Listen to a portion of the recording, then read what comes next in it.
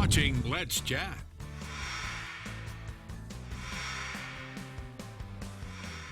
You know, we have the National Medal of Honor Heritage Center right here in Chattanooga, but what you might not know is how the very first Medal of Honor was awarded. To join us with more on that, it is Admiral Noah Long. Admiral Long, good morning. Good morning. Appreciate the opportunity to be on with you.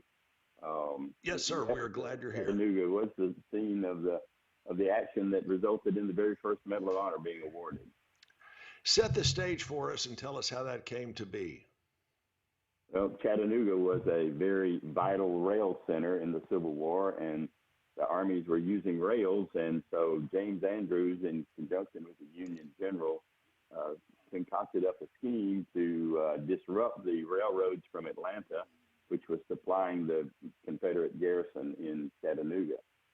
They recruited men from Ohio regiments that were in Tennessee at the time. They wore civilian clothes, penetrated 200 miles, stole a train trying to tear up tracks and disrupt the supply. How exactly did the Confederates catch up to the Raiders on a steam locomotive? Yes, that's correct. They stole the locomotive and started north, and then they were being chased. They ran out of steam about Ringgold, and this was on the evening of April 12th. And they ran out of steam. Mr. Andrews, the leader and concoctor of the raid, said, "Scatter, boys, and get back to the lines as best you can." However, within 3 days, all of them had been captured, and probably on this day, 158 years ago, those men were being put in jail in Chattanooga. You can still find where the locomotive chase ends in Ringgold, correct? That's correct. That's correct. And how many of the Raiders are buried here now at the National Cemetery here in Chattanooga? There are 7 of the Raiders buried here, and those were the 7 men that were eventually tried by a federal court-martial and hanged in Atlanta.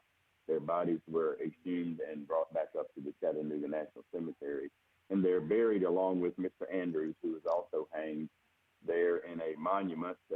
If you enter the cemetery just off to your 2 o'clock, you'll see a monument with a train on top of it, and that's the monument to the Andrews Raiders. And we have part of this story that is depicted at the Medal of Heritage Honor Museum right here, correct?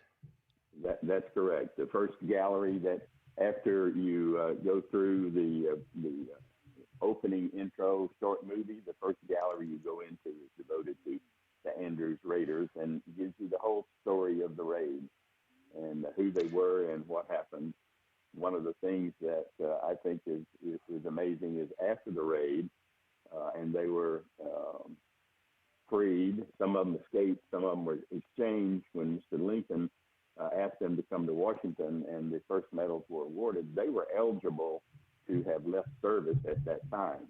However, every one of the remaining Andrews Raiders rejoined their unit and finished the war. That shows a great patriotism by those men. Absolutely.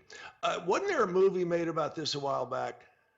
There was. In fact, there were a couple of movies. Probably the best known one was the great train chase made by Disney. That was the one that circulated most recently in the 70s, I believe. There was one made prior to that, but the best known one was made by Disney. Admiral Noah Long, thank you so much for your service and for sharing some time with us this morning. Thank you very much. It's my pleasure. And come visit the Medal of Honor Heritage Center and learn more about Chattanooga's history. Absolutely. And you can find out more about the museum itself. Check out their website, mohhc.org.